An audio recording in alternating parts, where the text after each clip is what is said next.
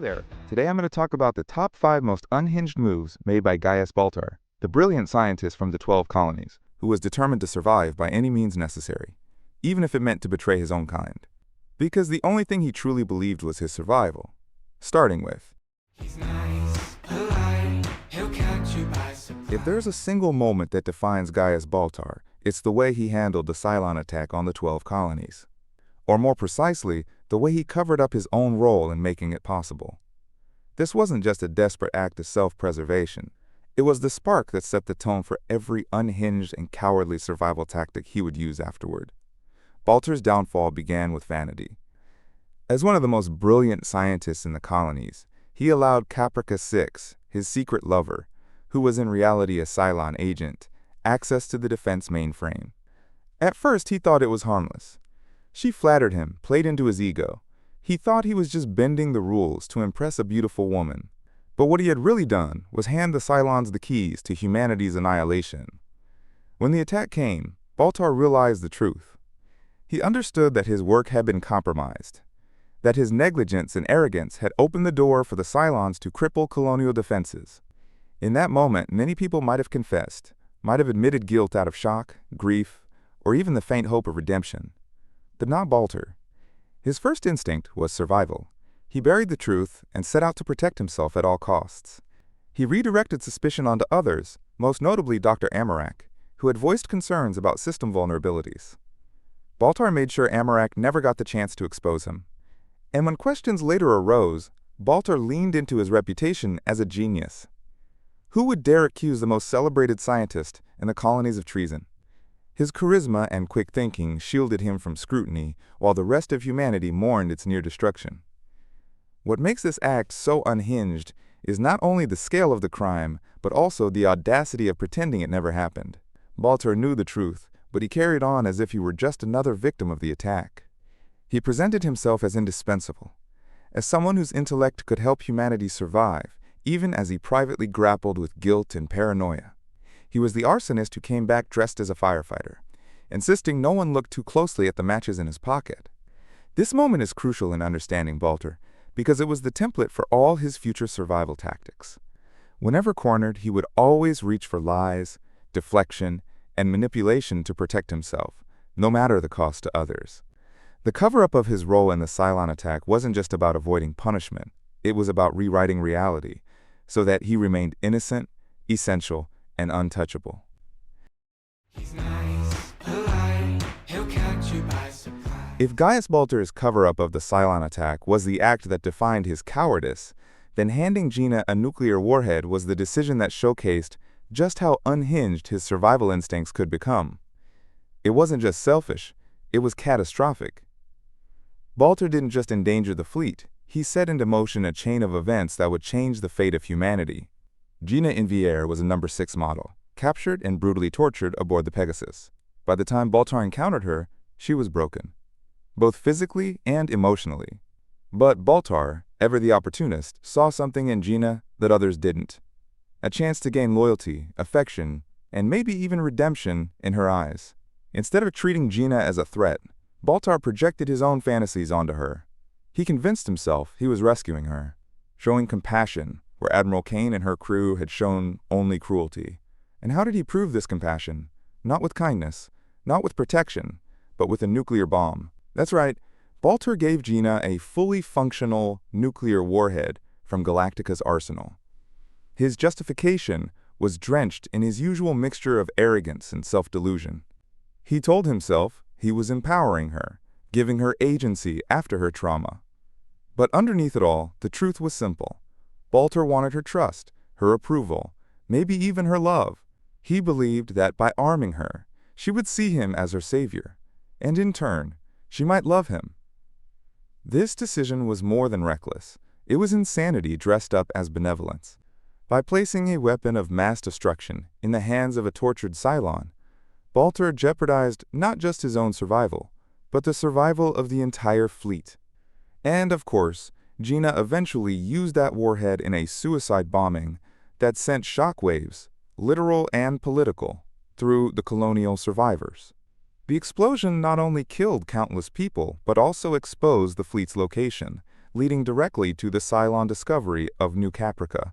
Here's the best thing. Baltar never faced real consequences for it. His brilliance, his charisma, and the chaos of wartime kept suspicion away from him. Once again, Baltar had managed to play the role of victim and visionary, while quietly being the architect of disaster. He's nice, polite, he'll catch you by surprise. If there's one event that captures the sheer absurdity of Gaius Baltar's rise to power, it's his victory in the presidential election. This wasn't the story of a visionary leader clawing his way to the top. It was the story of a coward, swept into office by chance, ego, and a desperate need to keep himself untouchable. Baltar never wanted the burden of leadership. What he wanted was safety, recognition, and power without responsibility. Yet, through a bizarre blend of charm and opportunism, he found himself running for the presidency of the 12 colonies. And even more bizarre, he won. He criticized Rosalind's leadership, stoked fears of stagnation, and positioned himself as the man of the people. His promises were reckless but seductive. Instead of surviving day by day on the run, why not settle New Caprica, a planet that offered the illusion of safety and a new beginning? Baltar made people believe in an easier life because he himself was too cowardly to keep running. But here's where it gets truly unhinged. Baltar didn't win by himself. Rosalind and her supporters, terrified of what a Baltar presidency would mean, tried to rig the election to ensure her victory. It was only when the fraud was exposed that Baltar was handed the win. In other words, Baltar became president not because he was the right man for the job, but because his opponents made a mistake. He just happened to be standing in the right place at the right time, and of course, Baltar accepted the presidency, not out of duty, not out of conviction, but because refusing would have meant humiliation, and humiliation was something Baltar could never tolerate. In his mind, becoming president was the ultimate survival move. Who would dare question him now? Who could execute him, exile him, or expose him when he was the leader of humanity itself? It's just crazy. A man responsible for the near destruction of the human race now became its head of state. And once in office, his cowardice dictated policy. The decision to colonize New Caprica was not the bold vision of a leader. It was the desperate wish of a man who wanted the running to stop, no matter the consequences. He's nice, polite, he'll catch you by surprise. If Gaius Baltar's presidency was an accident of cowardice, then his collaboration with the Cylons on New Caprica was survival at its most shameless. This was the moment where Baltar fully embraced being a puppet, signing away lives, betraying his own people, and humiliating himself, all in the name of staying alive. When the Cylons discovered New Caprica, humanity's fragile dream of safety crumbled overnight. The colonists were no longer free, they were occupied. And standing at the center of it all was President Gaius Baltar, the man who had led them there in the first place. Faced with the occupation, a true leader might have resisted, sacrificed, or rallied the people. But not Baltar. He folded instantly. His instinct for survival kicked in the second the Cylons landed. Instead of defiance, he offered cooperation. Instead of protecting his people, he tried to convince the Cylons that he could be useful. He smiled, he pleaded, he signed their documents. He bent whichever way the wind blew, because in his mind, the only crime worse than treason was dying. The most infamous symbol of this collaboration was Baltar's signature on the execution orders. The Cylons demanded that humans who resisted the occupation be rounded up and killed. Presented with the document, Baltar didn't fight. He didn't refuse. He signed. Later, he tried to argue that he had been forced, that he had no choice. And maybe, in a narrow sense, that was true. But the larger truth is clear. Baltar's survival meant more to him than the lives of his people. And yet, even as a collaborator, Baltar couldn't find peace.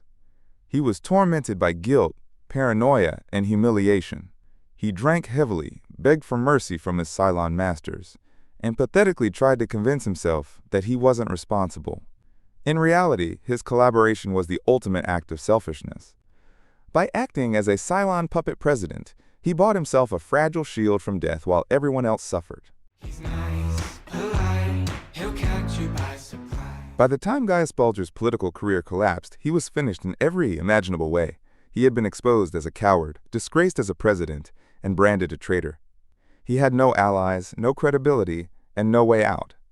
And yet he survived by reinventing himself in one of the most unhinged ways imaginable, as a fracking prophet. At first, it seemed like desperation. Stripped of power and hated by almost everyone, Baltar began preaching that God loved him.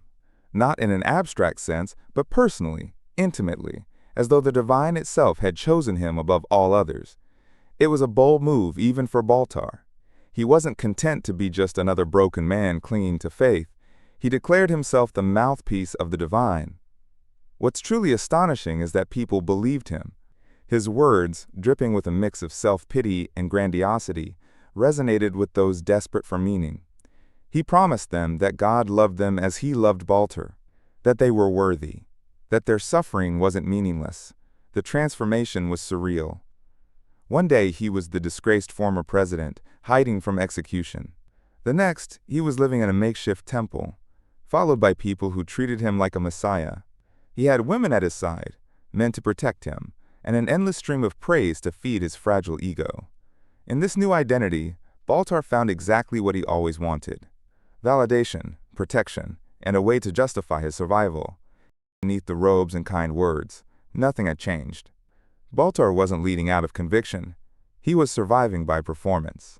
Every gesture, every tearful declaration of God's love was part of a carefully improvised act to keep his followers close and his enemies at bay. When challenged, he doubled down. When accused of heresy, he leaned further into the idea that he was chosen. In Baltar's mind, faith wasn't just a belief system. It was a weapon, a shield, and the latest mask he wore to keep death away. What's incredible about Gaius Baltar isn't just the disasters he caused. It's that his cowardice always worked in his favor. Every single one of these unhinged moves somehow kept him alive.